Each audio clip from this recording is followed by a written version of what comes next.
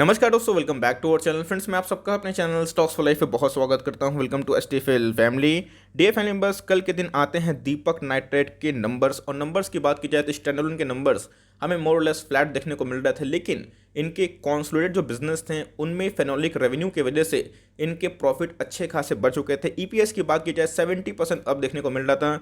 तो guys, as expected market में blast होता था। इंटरडे हाई की बात की जाए तकरीबन 5% अप था, लेकिन उसके बाद प्रॉफिट बुकिंग देखने को मिली। और दोस्तों, वो हरे से आज लाल में बंद हुआ है, लेकिन एक क्रूशियल लेवल 1900 के नीचे क्लोजिंग देखने को मिल रही है। तो क्या ट्रेंड चेंज हो गया? क्या प्रॉफिट बुकिंग होगा? क्या सेम हमें जो नवीन फ्लोरिन में देखने को मिला था इसके पहले Q3 के नंबर्स के पहले और 3 महीना तक नवीन फ्लोरिन कंसोलिडेट किया, क्या वही फेस में जाएगा? करना क्या है? नहीं लिए हैं तो क्या अच्छा मौका या फिर वेट करना चाहिए? और गाइस, यहाँ पे मार्केट को क्या उम्मीद थी? और ये दोस्तों, क्या पहला करेक्शन का जो दौर है वो स्टार्ट हो चुका है, नहीं हो चुका है? और गाइस, हमें जो नंबर है वो मिल चुके हैं। फाइनेंशियल ईयर 2020-21 की बात की जाए उसका डेटा आ चुका है और अपने आप में ही चौंकाने वाले डेटा हमें देखने को मिल रहे हैं, जो शेयर होल्डर के लिए बहुत ही अच्छी बात। चलिए गाइस, उसको हम लोग डिस्कस करते हैं। क्या दीपक नाइट्रेट यहाँ पे लेना सही है, या फिर जो करेक्शन आज हमें देखने को मिला, हल्का सा ही करेक्शन था, लेकिन आज इंटरडे हाई की बात की जाए तो वहाँ से दोस्तों हमें एक मेजर करेक्शन देखने को मिला तकरीबन 5-6% का। तो करे क्या, इस वीडियो में दोस्तों वही बात होगी। बहुत कुछ सीखने को मिलेगा। चैनल फर्स्ट टाइम होंगे सब्सक्राइब कर सकते हैं इस तरह क्वालिटी कंटेंट को सबसे पहले एक्सेस करने के लिए। Now without delaying any further time, let's begin. तो गाइस, अगर मैंने बताया कि ईपीएस की बात की जाए तो जो इनके स्टैंडअलोन बिजनेस थे उसमें दोस्तों हमें मोर और लेस फ्लैट देखने को मिल रहे हैं। इधर पे आप देख सकते हैं कि 8.52 से कितना हो चुका है, 7.41। लेकिन गाइस, अगर आप देखें कॉन्सोलिडेटेड बिजनेस से बताया कि फेनोलिक के रेवेन्यू काफ़ी बढ़ चुके थे, उसी की वजह से इनके दोस्तों 400 करोड़ के आसपास प्रॉफिट में इजाफा देखने को मिला था और इनकी प्रॉफिटेबिलिटी भी काफ़ी अच्छे बढ़ चुके थे। हमें दोस्तों अच्छे से याद है, इसके पहले भी दीपक नाइट्रेट ने स्टेलर नंबर्स पोस्ट किए हैं। तो इसी की वजह से दोस्तों 12 से हमें जो ईपीएस है 20-21 के आसपास देखने को मिल रहा है। और इसी की वजह से मार्केट में स्टार्टिंग में मूड बहुत ही अच्छा था और आप देख सकते हैं कि खुलते ही दोस्तों हमें गैप अप ओपनिंग देखने को मिल रही है। 2000 के लेवल को टच करने की कोशिश करता है, लेकिन उसके बाद कंटिन्यूसली बेसिस पे हमें प्रॉफिट बुकिंग देखने को मिलती है। और प्रीवियस क्लोज की बात की जाए तो जी हाँ दोस्तों, प्रीवियस क्लोज 1900 के आसपास देखने को मिल रहा है और क्लोजिंग की बात की जाए तो उससे नीचे हमें देखने को मिल रही है। तो गाइस, अगर आप 1 मंथ के चार्ट में देखें तो जी हाँ दोस्तों, 1 मंथ के चार्ट में बेतहाशा रैली हमें देखने को मिल रही है। स्टॉक के प्राइस की बात की जाए तो 1 साल में ही 4 गुना हो चुका है। हर एक मंथ में दोस्तों इसने एक अच्छा खासा कैंडल बनाया है और प्रीवियस लास्ट मंथ में एक दो मोरो बेसो कैंडल भी दिखाई दी है। तो अपने आप में ही मार्केट को इसका अंदाजा पहले ही था कि इनके रेवेन्यू अप होंगे। लेकिन इसी बीच में दोस्तों अगर आप देखें मंथली चार्ट में तो ये बहुत ही हाईली ओवरबॉट हो चुका है। 91 का हमें दोस्तों आरएसआई देखने को मिल रहा है। तो भाई कभी ना कभी तो करेक्शन देगा, इस बात को पकड़ के चलें। तो करेक्शन का क्या फेज स्टार्ट हो चुका है, या 25 हो जाने के बाद करेक्ट होगा, हम लोग उसका अंदाजा लगाने की कोशिश करेंगे। लेकिन उससे पहले मैंने बताया कि हमें जो डेटा देखने को मिल रहे हैं, जी हाँ दोस्तों, डेट पैरामीटर में बहुत ही इस कंपनी ने सुधार किया है। तो भाई, अगर कंपनी के 1 साल के शेयर प्राइस के बारे में डिस्कस करें तो 450 के लगभग था और 2000 के आज जाने की कोशिश की। मार्केट कैप की बात की जाए तो जी हाँ दोस्तों, 10,000 करोड़ के नीचे की मार्केट कैप थी। इवन 7-8,000 रुपीज़ इन करोड़ की मार्केट कैप थी। उसके बाद ये आप देख सकते हैं कि 25,000 करोड़ की मार्केट कैप हो चुकी है। अगर आप देखें इंडस्ट्री पी से काफ़ी महंगा हो चुका है, लेकिन दोस्तों कॉन्सोलिडेट में अभी भी अगर आप देखें तो इंडस्ट्री पी से सस्ता दिखाई देता है। कंपनी के पास कितना रिजर्व सरप्लस दिखना बनता है, तो जी हाँ दोस्तों, कंपनी के पास सफिशिएंट रिजर्व सरप्लस है। इनके मार्केट कैप के अकॉर्डिंग 10% के आसपास इनके पास रिजर्व और सरप्लस देखने को मिलता है, जो बहुत ही शानदार है। 2300 करोड़ के आसपास दोस्तों कंपनी के पास रिजर्व सरप्लस है, जो 2020 से काफ़ी बढ़ चुका है। 2020 में ये 1500 करोड़ के आसपास था और उससे 19 में और भी कम था। तो हर एक फ्रंट में दोस्तों अगर आप देखें तो कंपनी अपने रिजर्व सरप्लस में काम कर रही है। और सबसे इंपॉर्टेंट चीज़, मार्केट को दोस्तों अंदाजा था कि शायद ये बोनस अनाउंस कर दें, इस बात को पकड़ के चलिए।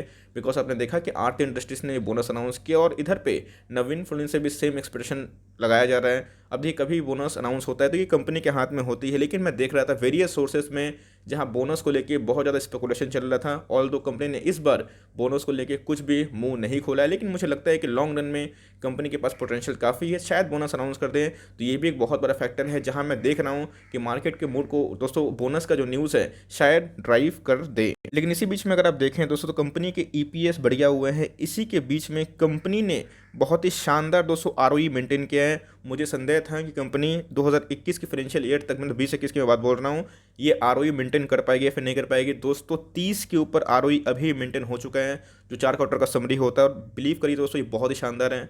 15-20 के ऊपर बहुत ही सम्मानजनक माना जाता है। ये 33 के लगभग अभी मेंटेन कर रही है, जो टॉप नॉच बात है। और दोस्तों करंट रेशियो अभी और हो चुका है और इनके एक्सपेंशन काम कर रहे हैं। कंसोलिडेटेड रेवेन्यू की बात की जाए तो दीपक नाइट्राइट दोस्तों बहुत सारे बिजनेस का समूह है। बहुत सारे बिजनेस बोलने का मतलब गाइस इनमें फेनोलिक सेक्टर भी अभी आ चुका है, इस बात को पकड़ के चलें।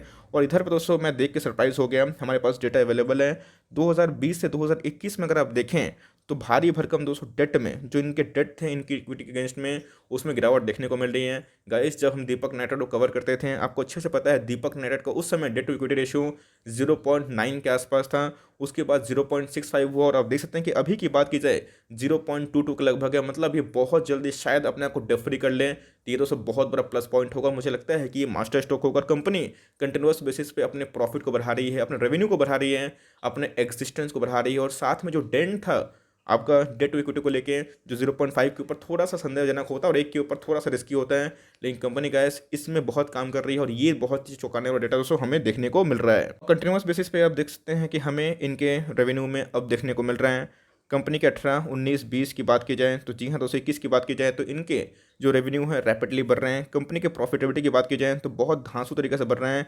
अभी की बात की जाए तो बहुत ही 780 करोड़ के आसपास हमें देखने को मिल रहे हैं, जो पहले दोस्तों बहुत ही कम थे। इवन मैं बोलूँगा 10 गुना टाइप इनके ईपीएस बढ़ चुके हैं, इनके रेवेन्यू बढ़ चुके हैं। इनके प्रॉफिट की बात की जाए तो कंपनी के प्रॉफिट मार्जिन भी काफ़ी हमें अच्छे दिखाई देते हैं। आज गैस इन्होंने 1988 के लगभग हाई बनाया, उसके बाद हमें गिरावट का सिलसिला देखने को मिला। और देखिए दोस्तों आज के दिन 23% के आसपास हमें डिलीवरीज देखने को मिल रही है। 3 बजे के आसपास आप देख सकते हैं कि यही डेटा अवेलेबल है। तो जी हाँ दोस्तों आज जो शेयर ट्रेड हुए हैं 27 लाख, उसके अगेंस्ट में मात्र 6,40,000 शेयर हमें डीमेट में लिए तो देखने को मिल रहे हैं। तो शायद दोस्तों may be in future profit booking शायद देखने को मिल जाए। और गैस हम लोग चाहते भी है कि इसमें थोड़ा प्रॉफिट बुकिंग का मंजर देखने को मिले। तो जी हाँ दोस्तों बहुत लोग जो पूछ रहे थे फाइनल कंक्लूजन करना क्या है, देखिए दोस्तों दीपक नाइट्राइट के अगर आप आज हाई से बात की जाए आपको 5% डिस्काउंट मिलेगा। लेकिन जिस हिसाब से अगर आप देखें प्रीवियस कुछ समय से दीपक नाइट्राइट जो रैली करा है आप देखिएगा दोस्तों, इधर पे हमने आपको एडवाइस भी की थी। उसके बाद इधर पे मनी फ्लो इंडेक्स की बात की जाए, आरएसआई की बात की जाए, सब दोस्तों हाईली ओवरबॉट दिखा रहे हैं। तो मेरे हिसाब से एक करेक्शन तो इसमें ड्यू है, अब डिपेंड करता है कि करेक्शन कब होगा।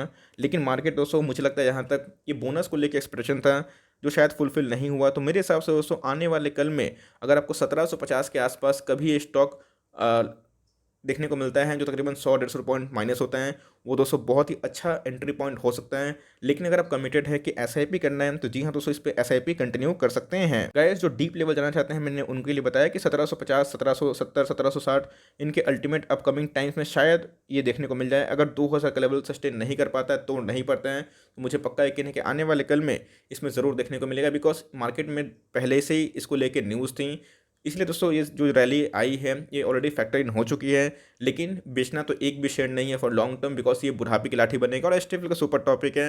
लेकिन कभी गिरावट होती है तो आपको ऐड करना है और मुझे लगता है कि अपकमिंग टाइम्स में शायद दोस्तों थोड़ी प्रॉफिट बुकिंग देखने को मिले। और ये स्टॉक का चलन है, रिलायंस ने भी और बहुत सारे स्टॉक्स ने अच्छा परफॉर्मेंस किया, इन्फोसिस ने भी। लेकिन आप देख सकते हैं कि उनके शेयर प्राइस में गिरावट देखने को मिल रही है, बट कोई दिक्कत नहीं है, अच्छे शेयर कभी भी गिरते गए तो उधर पर एक मौका ज़रूर बनता है। आई होप दोस्तों मैंने बता दिया कि मार्केट को क्या एक्सपेक्टेशन था और क्या अनुमान था और इसीलिए शायद प्रॉफिट बुकिंग देखने को मिली। लेकिन दोस्तों स्ट्रॉन्ग रिकमेंडेशन है, कभी भी ऐसे स्टॉक गिरते हैं निचले भाव पे आपको दोस्तों उसमें ज़रूर खरीदारी करनी चाहिए। तो for timing that's the end of the video कि दीपक नाइट्राइट में दोस्तों आज कारोबारी कंडीशन क्या रही और पोस्ट रिजल्ट के बाद क्या सेंटीमेंट देखने को मिल रहा है। आई होप दोस्तों ये वीडियो आपके लिए हेल्पफुल था। कंटेंट से लगा तो लाइक कर दिएगा, चैनल फर्स्ट टाइम होंगे तो यहाँ से सब्सक्राइब करना ना भूले। फर्दर कोई डाउट उसको ड्रॉप कर सकते हो, कुछ रिव्यू चाहिए उसका नाम भी ड्रॉप करना ना भूलें। I would love to make a video on your demand. Guys मिलते हैं जल्दी ही, तब तक के लिए bye, thanks for watching friends, God bless you all.